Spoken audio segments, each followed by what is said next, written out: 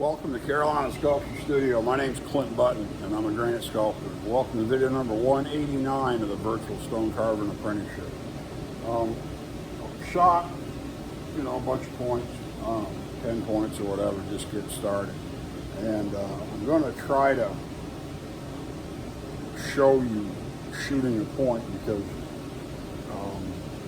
I'm thinking about it, and this is different than shooting with compasses because with compasses you have to open up a small flat area to swipe to find your point, and then you go in at the end and you set it with an actual point, and then you can put your red pencil in there. This you can be a lot more focused or discreet when you take your stone off because you're measuring a point, and a lot of guys, I may get to this, I got to look and see what I got for drill bits. They'll use like a big Hilti electric type drill, a big hammer drill that's got the grip and then a motor like this. And I got one not too long ago. Long story short, it was free. And somebody had said, doesn't work anymore, it worked, and then it didn't work, and it was free. And so I took it apart and fixed it, and it works great. So I don't know if I've got any drill bits for it, though, or not. I hadn't bought any yet. And my hand drill that I used to drill the hole the other day to fix that sphere is a little too aggressive. It's too big. I don't have a little one. And you can put a little drill bit in there, but it's just too much hammer to use. It works great, but it's kind of overkill. And so, but you can mark a point, and then you can lift your point machine, set it on, and then mark it on the stone, draw your hole, and then you can just drill. And I wanted to talk about some of the mistakes or some of the errors that you'll either make or create when you're doing that, okay? And so I'm gonna see how much of this I can chop together because I could set the camera back and you watch me for 10 minutes shooting one point and really not see everything because I don't have 6 cameras in 4 sets of hands besides the ones I'm using. So I'm going to try to get this marked out. So let's start with a couple things I think I can get the camera close enough to show you. So take a look at this. I mentioned on my when I was comparing pointing machines what I liked about this one versus what I didn't like about Dario's machine, okay? And part of it is flex, and part of it is the way the needle and the stop and everything work. So I wanted to show you a couple things right up front about that. As you're measuring, okay, it's really important. I mean, I think it's mandatory. You've got to learn to manipulate this needle out here, okay, by using your hands to open and close against the tensioner or the guide or whatever it's called. Because if you just push the needle, it will cause this to deflect. It will cause this to bend. It may spring back. You think, it's no big deal because it comes right back because it's not a problem. But what it can do is it can loosen this. It can move an adjustment. It may not move it very much, but if you flex this 2 or 3 times, especially when you're shooting a single point, and this moves or budges or migrates or bends or deflects just a little bit, and then stays there, you can end up having a point move quite a bit. You don't want that. You want to be shooting a very specific point, okay?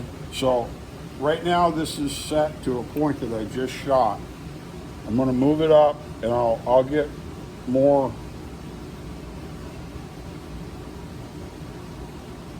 of this captured. See, this is loose. I set this on the stone. I've got it touched to the knuckle. Now I'm going to set my stop. Make sure that it's all the way down and that it's firm. Just snug it. You don't have to get it wrenched. Just snug it. Then I can take and spread it. But as I I see where it's at, I go in with my pencil and I try to mark the pencil exactly where the point was. And you'll get close. You'll learn that, you know, you put a dot and you've got to be at, you know, 2 o'clock on the edge of that dot. You got to be directly under it, or you're right in the center of it, or whatever. You'll learn how to read where you didn't get it as accurate as you possibly can. But get your point there. Make sure that everything is you know, you're in your foundation points, and then have all of your everything done and do it this way. Don't just push it against the frame or against the chassis, because you don't want this to flex. That'll wiggle. Dario's machine flexes a lot, and I mean a lot. And it's a combination because it's got so many long elements. It's got extra joints. It's a little bit lighter. Everything's a little bit lighter weight, so everything flexes a little bit. The stop, you have to push it harder and pull it harder to open and close. And what you end up doing is that you can deflect it when you go down and set your point. And if you're pushed against this and you're down and it stays up, you know, a 16th or an eighth of an inch or whatever, because you pushed and set your stop and you're bending and let go and it kind of springs back into shape, that's not necessarily a big deal. But if it flexes to where it corrupts another point or a detail, or, you know, you flex it too deep, and you can flex it in a way that it will measure in a wrong place, and you've got more room there. And so then when it comes back and you go here, you can lose that 16th or an eighth. You know, if this flex just to the right by, you know, not even a quarter inch, it's down at least a 16th where I'm measuring right now behind her hand. You see what I'm talking about with this wide beam? It obscures things. Y'all can't see through it, okay? I can't either. So I've got my point mark. I lift this up, and this is the position I want when I'm transferring to the stone, okay? So let me see if I can turn the camera, and we'll try to show this on the stone, and we'll come back and forth, all right? Let's see if I move my pointing machine over. It's all in my foundation points. I can't really set the camera to where you can see it. See these points that I've shot? Can you see that they're sort of honeycomb? They're close enough together that by removing the webbing, I'll clean everything up, okay? And I don't know if that suction is totally wiping out the audio or not. My needle is still out, okay? And I'm gonna have to hang the camera up here to try to work and show you what I'm doing. You can see the needle is out, you know, over an inch right there, okay? So let's set this up and we'll show you how I'm gonna go about this. I've got my red pencil. I'm going to take my needle with my finger and thumb. I'm going to run the needle down. The needle's touching the stone. Now I can just mark right here by the needle, right around where I'm going to drill. Okay, I drew a circle on there. I'll lift this up a little bit more, lift the needle back out, and I'll set the point machine out of the way. Hopefully not bump it. If I bump it, I've got to go back to my model. Double check to make sure that it didn't move. Okay, so now I'm going to take my drill, you know, this drill, and my 3/4 inch hand machine.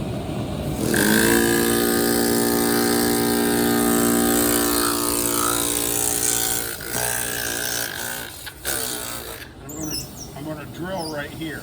Now this drill works because I spin it.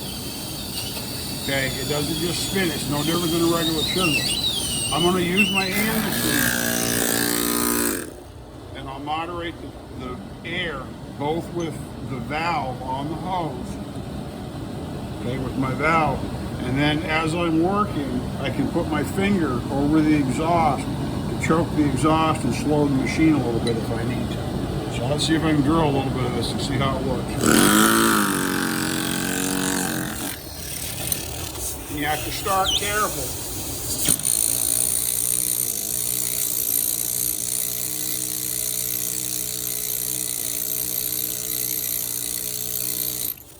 I usually go in and And I go back and forth as it starts to bite, because if you just go and start spinning, it's apt to run. Okay?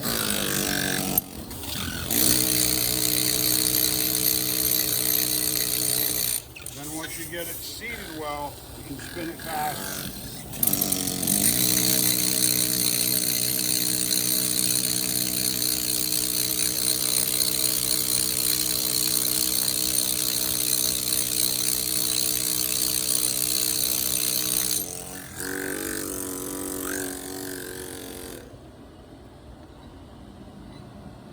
Let me set the camera back a little bit and explain.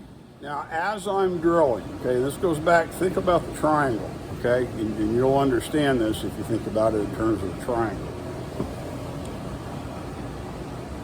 I'm looking at this surface, okay, I've got another 10 points or whatever that I shot right here nearby, so I got a pretty good idea on where I'm going, because this is a smooth contour of her hand. So these points should all be at a similar position depth-wise in the stone, okay? And that should make sense. So what I'm going to do, I'm going to double check my point.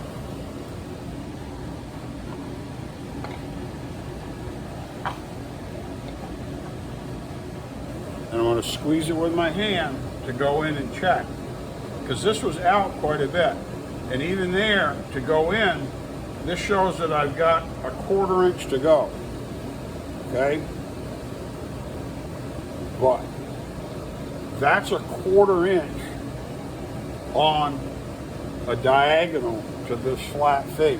If you look at this and say, oh, it's a 1/4 inch, you grab your tool, you grab your drill, you grab your bush chisel, you grab your 9-point whatever, and you go, and you plow it into that to go a 1/4 inch deep right there, you're going to go too deep, okay? And that's a really common problem when people are starting to learn how to do this. That's why it's a good idea to do points that are near each other that you can keep track of, because they'll sort of be the canary in the coal mine, or they'll advocate for each other, because if all these points are right there and you think you're going to go 1/2 inch deep beside right in the middle of 4 points that are way up high, that should raise a big red flag, okay? Because this is on a diagonal to this surface, I'm only going to go, you know, and you can try to visualize how much, if this was parallel, if this was on, how much, just kind of look at this and be careful. Once you shoot a few points, you'll learn how deep that means. And so then you can go a little bit deeper, because on a triangle, you know, this is the hypotenuse that we're talking about. And depending on what the angle is, it can go a really long ways and only go into the stone a little bit. All right, I'm gonna run this down a little bit and we'll check it.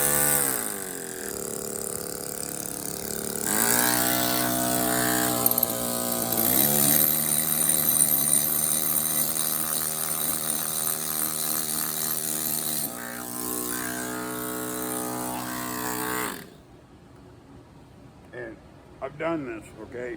So don't go so fast. So let's check it and see if I went to where I needed to go, or if I'm deep or tall or what.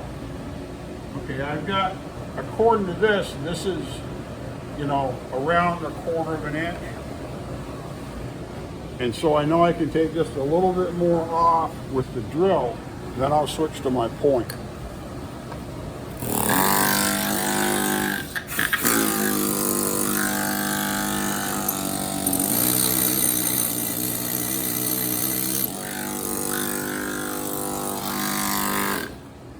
Ideally, you should be approaching this point in the exact same aspect. Yeah, I gotta put a block on here or something, because this is weirding me out.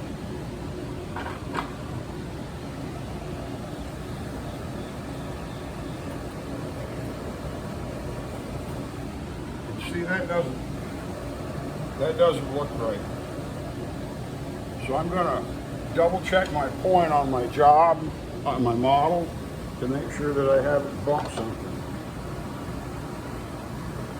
Yeah, and see, that's moved, okay? Which isn't great. So I don't know what I bumped, but I've got to adjust my point now, make sure I got all my stops just right. Make sure things are tight. I don't know why it moved, I bumped it somewhere. But that's why you mark a point, okay?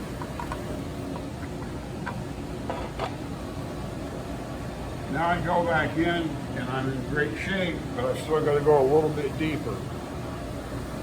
But I'm going to mark this and try to finish it with my point. Now some people I know point from clay. That clay isn't hard as plaster. That's a foolish thing to do.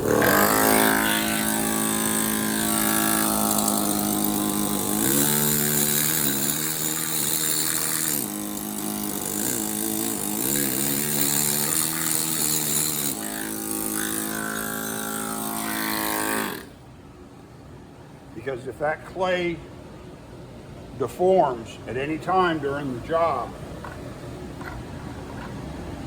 either from its own weight, wow, see, that's like, I'm up just not even a 16th of an inch. And then I'll put my red pencil in there and draw the hole. I'm going to go over here and put a circle on it. And I've got a couple of points on here. Hang this over and I want to show y'all. I've got a couple of points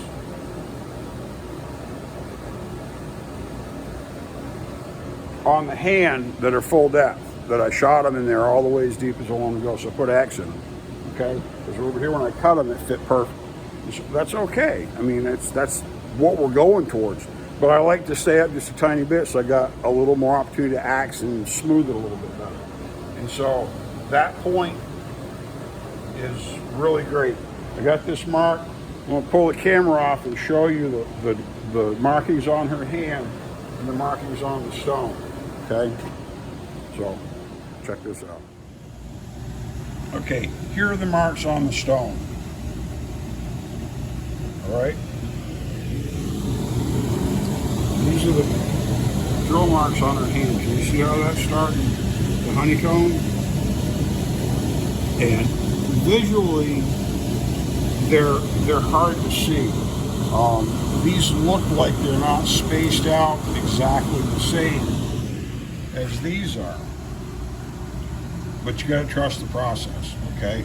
And you got to realize that if you don't go to full depth, these are going to be in a slightly different position.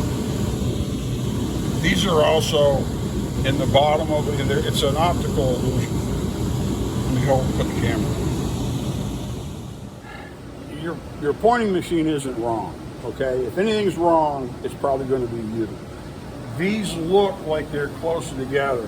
Part of that is because of their placement in 3 dimensions, because they're not exactly the same height as these, if these are all just a little bit taller, most of them are. You've also got each one of these is captured. It's like you're looking into the bottom of a drinking cup or something like that, and there's a mark in the bottom. And it's hard to evaluate that mark because you've got all this visual noise around it. So if I cut all this off, it typically will make the points look like they're spread out a little bit more. I don't want to do that now. I want to leave as much honeycomb on it as I can, just as a safety factor to know where I'm at, to get the contours, and then if I have to change something, you know, maybe I got a little better chance of doing it. And it's supposed to be the old way of doing it, to leave the honeycomb on and not get eddy or something. But I'm going to work on her hand. I'm going to keep doing this and get her hand all put together really well so I can turn around and carve the rest of her. And once her hand is pretty well sorted, then I'll understand more about where the drapery of her sleeve is, because this is it's still tall, it's still long down here. I've got her shoulder that's out further than it needs to be. There's a lot of visual noise in this stone right now. There's a lot of stuff that doesn't make sense. And you might even look at her and say, well, there is no way that that hand and that head and all this is going to fit here, because it looks like this should be a lot taller. That's part of the lesson of learning how to use the pointing machine. As you carve a stone, it's important that you lay it out in a way, and this goes to direct carving, okay, when you don't have a model and you just got to cut stuff. And this is the kind of thing that people, they don't learn until they've wasted time and stone and energy and willingness to invest in it, and they're frustrated and they're sick of it and they're over it because they've got one more wonky, stupid looking job. When I carve something, and this is really true with floral and foliage work, boy, floral work, you've got to be able to do stuff that's just jammed up in a knot and a wad on the stone, because you'll lay out this drawing on the face of the stone and you'll carve it and everything just walks away from each other. It all migrates away. Leaves from branches, petal from petal. If you're doing a marrying child, all of a sudden the child's going to be out here looking like, it's some scared animal trying to get away from you. You have to carve, when you've got a cheek to cheek or hand to cheek or whatever, you've got head, forehead to whatever. You've got to carve those in a knot, and they look like there's no way they're ever going to match or ever going to fit. And that's because as you carve things, they shrink. And the mass of the stone is very confounding to your head. So you've got to learn where things are supposed to be and ignore the visual noise so that you can carve them where they need to be, so at the end they'll end up where they're supposed to be. I know, because I'm going on from here to here with the pointing machine, I know that this point and this point and this point, I know exactly where she is on here, okay? And I know I've got room to carve her, because this background, this is still 8 inches all across here. And so I know I've got room. If I'm worried about it, I can take my tape measure and measure it. And it's right at 8 inches. 1, 2, 3, 4, 5, 6, 7, 8. And we're going to cut a 2-inch dip in the back of that. So I know for a fact, see the back of her head from that point, that's 30 inches right there. That goes to the 30. And so I've got plenty of room. I've got another 2 inches at least from here. That's 3 inches. You see, I've got 3 inches here, and I got another over 3.5 roughly. And so I got plenty of room to cut her head to get back to the back of where the back of that niche is going to be. We're golden, babe. So a lot of this is going to change visually as you carve it, and because we measured this out carefully, we should be fine. Everything should be great, and I've got to trust the process. I don't worry that her head looks like it's not going to be, there's not enough stone here to put all this stuff, because all of this is going to shrink. I don't want her to have a big Frankenstein head. Maybe she will. I hope not. If she does, you're all going to see it. But I got to do a good job with this. So I'm going to work on her hand. I'm going to keep pointing and keep shooting this to get this all honeycombed out. And remember, over here on the model, let me grab this and show you something. This is a detail I'm not sure if you remember, but I want to point it out, okay?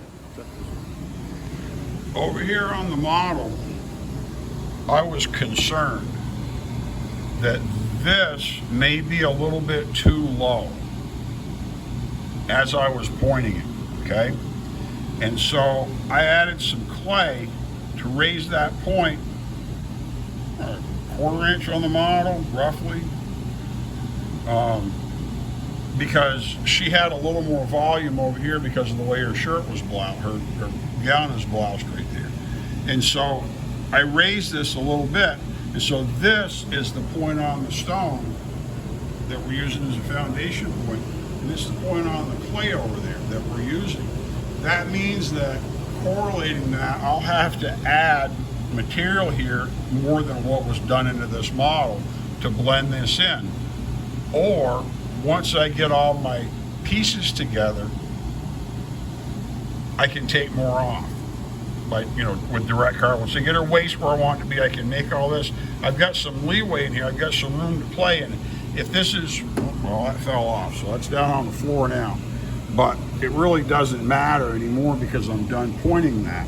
And I'll find it and put it back up here so I've got it. You can see there's a red dot right there where I originally was going to place that nipple on that foundation point. I decided to add a little bit of stone to it, okay, to keep it higher. So I'll have extra volume here to play with on her if I want it, okay?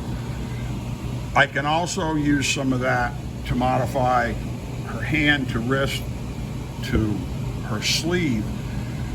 Because we're marrying this upper bust portion, you know, down to about here, to this. This is one of the design considerations that you make with this. Now, like I've pointed indexed a bust onto that job, and it's I don't want to say it's harder, it's just different. This one, that one's better, easier to point with compasses because it's full around, so I can go way on the sides and get good measurements. Where this one was so flat because I couldn't go around behind on the stone to point with it. But I've got a horizontal break, design-wise, here and with the bottom of her sleeve and roughly with her elbow. These are all horizontal or lateral as opposed to longitudinal design cues. And that gives me a good chance to marry this bust model that I'm using right there to this full length model. And because I've got that option, I mean, that's part of why I designed it like that. It gives me a great option to be able to bring them together. And so we'll do that, and I can tune her up. And she looks a lot different because of the hair style, which is more similar to what I was with bangs and swept over, which is very atypical for an angel. But that's the picture that the family sent, and so I'm trying to work that into a certain degree versus the hair more like this is more traditional. So, but that's coming, that's a great start. When you get started, we're just going to keep doing that, and this point here, we shot just inside of her arm. And you can see there, if you follow that line, it's right there just at the top of her arm. So as long as I've got stone here to capture that, we're all set. All right, back to work. One other detail to add to, it's not really an error, but it's something you can do to speed your work. I'm doing these points in close proximity to each other, okay? And part of that is because if I can set my pointing machine, and this is easier, this is faster than setting the other pointing machine, but whichever kind of pointing machine you've got, I can set this pointing machine in one position, and before I decide that I'm going to leave the major components where they are, I'm going to see what kind of range I have with this, where I can move it around so I can shoot. You know, this one I can shoot, I don't know, 10 or 15 points pretty easily without moving this arm and still be perpendicular to the tangent. And when I say perpendicular to the tangent, it's important when I'm shooting my finger, okay, that I come onto my finger perfectly straight, so that where it touches it, where it is tangent, it's as perfectly square vertical to that surface as it can be. I don't want to come in to shoot the same point like this, to shoot that point way on top all like this, because what's probably going to happen is I'm going to erode material on the underside of it. Now there's going to be some points that you may have to come in and not be perpendicular to the tangent, you got to be really, really careful with that, because the problem is people will shoot all these weird points, especially around the noses and the eye, the nostrils and stuff. Is a really good one. Is they'll go and they'll shoot this point right here, and they'll cut a 1/4 inch to 1/2 inch drill hole, doing that. Well, they just cut like all the material for that nostril off that face. You're screwed. You're a lot smarter to work your way down that nostril and work your way across that cheek or up this near, on the higher points first before you went after like this fold in my skin. Work your way down, work your way over, work your way down, and you'll end up taking off a lot of material, and you'll almost reveal that low point to where at the end all you have to do is take a little bit off to do it. I could go ahead and shoot deep points to her head, to her face, to the top of her nose, whatever. If you have an idea, strip off a whole bunch of stone. I'm going to take that stone off anyways. Don't get ahead of yourself. Be patient. Like I said, don't get greedy. Don't go fast. Go slow. And by doing this with a whole bunch of points together without having to move this every time I take a point, I'll end up going a lot faster. All right? This is coming along video-wise. I think I'm near the end to wrap this up. I meant to bring up, I brought a sanding block out from a pencil just to sharpen it. It's easier than sharpening it with a knife. You probably won't get as much breakage. If you sand it and you stick your actual crayon colored end past the block, I don't know if you can see that. If it sticks out past while you're sanding it, to where you just focus on the wood part, you won't sand off as much of your pencil, and it lasts longer. You don't want to spend your time standing on the plinth, this piece of stuff, even with a cover on it, because if you step in something on your boot and you get it all over the stone and you can't get out, it's not good. There's a lot of just basic things to think about. I'm real happy with what I've been able to see with her, the detail on what's crooked on her face and what I can fix. And so I will be doing that. Hang in there, man. My name's Clint Button. I'm a granite sculptor here at Carolina Sculptor Studio with the Virtual Stone Carving Apprenticeship. Thanks for coming in.